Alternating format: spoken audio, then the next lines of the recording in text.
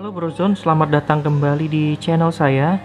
Video kali ini saya ingin membahas tentang penggunaan AC mode ya. AC mode seperti ini. Pembuktiannya bahwa ini modenya bisa menghemat listrik karena saya menggunakan energi meter ya. Oke, sebelum lanjut jangan lupa klik like, comment, share, and subscribe. Aktifkan juga tombol loncengnya agar bisa mendapatkan notifikasi video terbaru saya.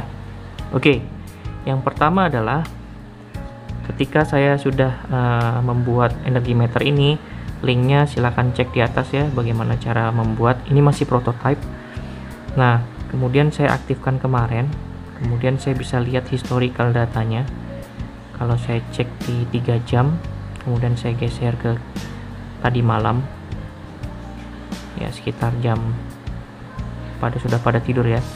Kemudian voltnya saya hilangkan, jadi hanya watt aja. Nah, saya menggunakan mode saya ceritakan dulu AC saya, mereknya adalah Sharp. Indoornya ya, indoornya Sharp setengah PK, outdoornya itu Panasonic 3/4 PK. Panasonic 3/4 PK. Jadi saya menggunakan mode ini, saya setting di 25 derajat ya. Fan-nya juga tidak terlalu tinggi. Itu saya dapatkan sekitar 600-an lah, 600 atau 700 watt. Ini sudah termasuk beban kulkas, magic jar, dan lampu ya. Jadi ini, nah kenapa bentuknya seperti ini? Jadi ketika AC itu sudah reach di 25 derajat Celcius, dia akan mematikan kompresornya. Jadi itu yang disebut sebagai penghematan listrik. Jadi kompresor AC itu tidak bekerja secara terus menerus. Beda kalau misalkan kita setting, ini modenya adalah di mode cool ya, biasanya orang-orang, terus kemudian di setting paling rendah, misalkan 16 derajat. Nah, nggak salah juga sih kalau misalkan mereka ingin dingin ruangannya, tapi bagi saya, bagi keluarga saya, di angka 25 derajat itu adalah angka yang sudah cukup nyaman. Bukan cukup nyaman ya, sudah sangat nyaman sekali buat tubuh kita. Bahkan tidak usah pakai selimut pun sudah dingin. Apalagi 16 derajat ya. 25 derajat bagi kami itu sudah oke. 16 derajat apa artinya? Yang notabene-nya sebenarnya ruangan itu tidak bakal dapat 16 derajat Celcius, karena 16 derajat Celcius harusnya sangat dingin sekali.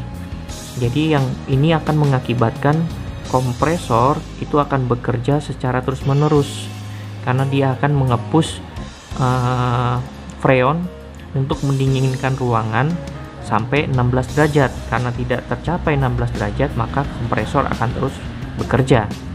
Jadi harusnya grafiknya bukan seperti ini, tapi lurus terus di 700 watt terus, jadi kompresornya itu tidak mati-mati. Nah seperti itu yang dinamakan mode menurunkan derajat AC, indoor AC, itu bisa menghemat listrik. Itu fungsinya. Itu aja. Kemudian kenapa ada yang bertanya, kenapa AC saya indoornya setengah PK, outdoornya itu 3/4 PK? Jarak antara outdoor ke indoor itu lumayan jauh kalau di instalasi di rumah saya. Saya menggunakan pipa AC utuh, tidak ada sambungan. Itu sekitar hampir 20 meter, 15 atau 18 meter lah. Itu dari outdoor ke indoor. Kalau misalkan saya pasang outdoornya setengah PK, maka itu kompresornya seakan-akan jadi 1/4 PK, karena dia akan mendorong freon lebih bekerja, kompresor akan bekerja lebih keras untuk mendorong freon ke indoor. Jadinya kurang efektif. Makanya saya pakai 3/4 PK Panasonic. Alhamdulillah sampai sekarang tidak ada masalah dan ruangan tetap dingin sekali.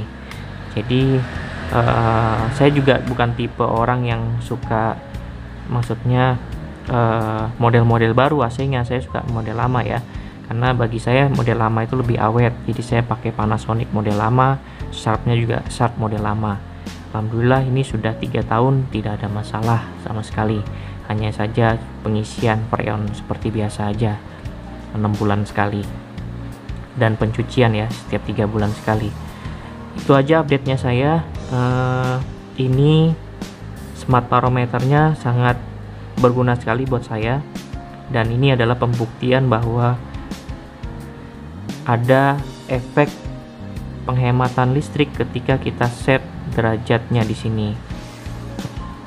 Jadi kalau saya menggunakan mode yang ini adalah mode dry ya, mode dry.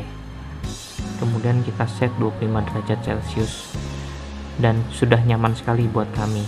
Oke, semoga pengalaman saya ini bermanfaat buat yang lainnya. Jangan lupa klik like, comment, share, and subscribe. Aktifkan juga tombol loncengnya agar bisa mengetahui video-video terbaru saya. Oke, jangan lupa tetap stay healthy dan enjoy your life.